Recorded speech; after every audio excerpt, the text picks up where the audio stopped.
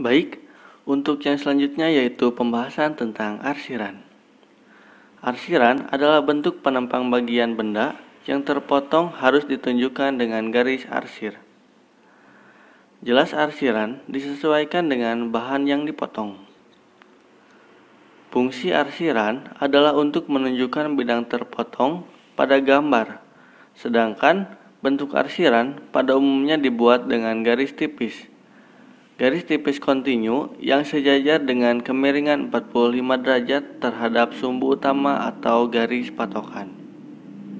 Di sini ada 3 contoh garis arsiran. Yang pertama, ada arsiran untuk gambar susunan. Gambar susunan yang sama harus diarsir dengan cara yang sama. Sedangkan arsiran untuk benda yang berdempetan dibuat dengan arah atau jarak yang berbeda. Yang kedua, yaitu arsiran untuk bidang yang luas.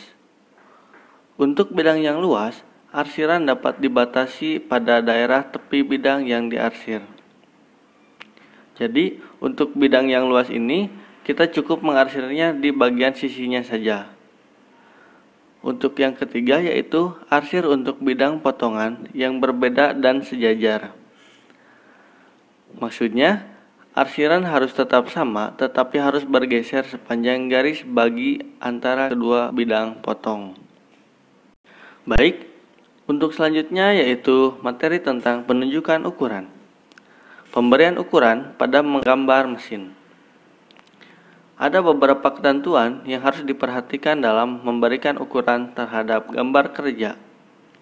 Yang pertama, harus dipikirkan bagaimana benda tersebut akan dibuat dan ukuran mana saja yang perlu diberikan. Yang kedua, yaitu pemberian ukuran tidak boleh terlalu sedikit atau berlebihan, tetapi harus merata pada semua pandangan proyeksi. Yang terakhir, pemberian ukuran harus masuk akal, efektif, dan efisien untuk menghindari kesalahan pada tingkat pelaksanaan di lapangan. Di sini kita bisa lihat ada beberapa contoh penunjukan ukuran. Yang pertama, ada angka ukur diletakkan di tengah-tengah garis ukur.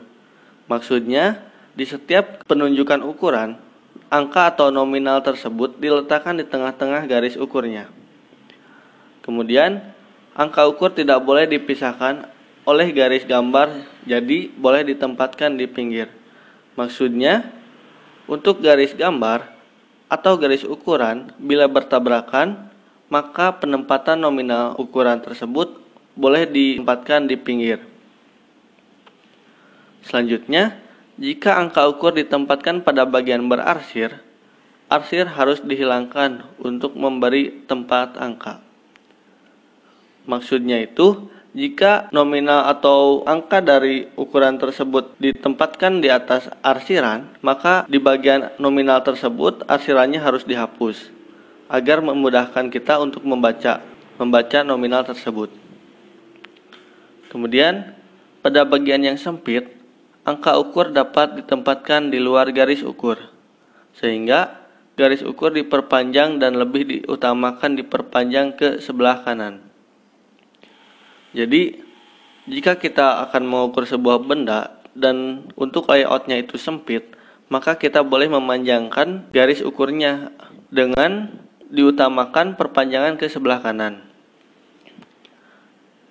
Dan untuk selanjutnya, angka ukur dapat ditempatkan agak dekat salah satu anak panah, agar angka-angka ukur tidak bertumpuk.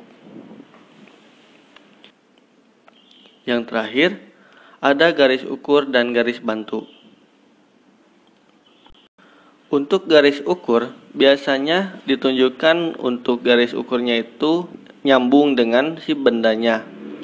Dan untuk garis bantu, biasanya kita bisa lihat bahwasannya garis ukur tersebut tidak nyambung dengan benda atau produk tersebut.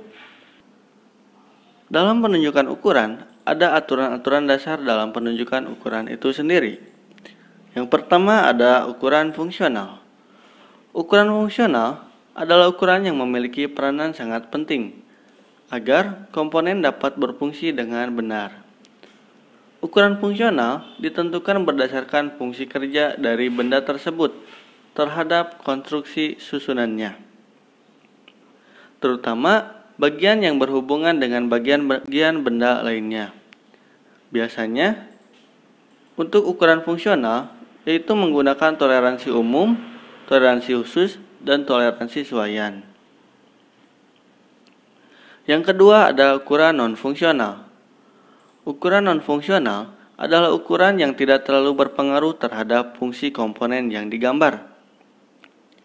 Ukuran non-fungsional digunakan untuk membantu proses pengerjaan, pengukuran, atau pengecekan yang tidak ditinjau secara langsung dari fungsi kerjanya, melainkan hanya untuk membantu pencapaian fungsi benda tersebut.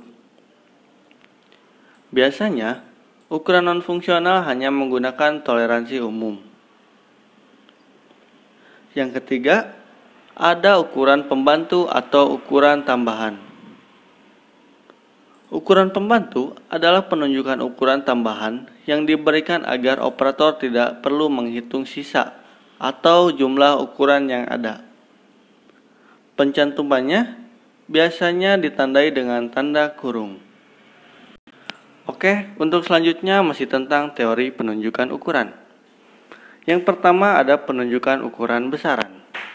Penunjukan ukuran besaran adalah penunjukan ukuran yang memberikan informasi mengenai berapa ukuran panjang, lebar, dan tinggi suatu komponen, ukuran lubang, ukuran alur, dan lain-lain.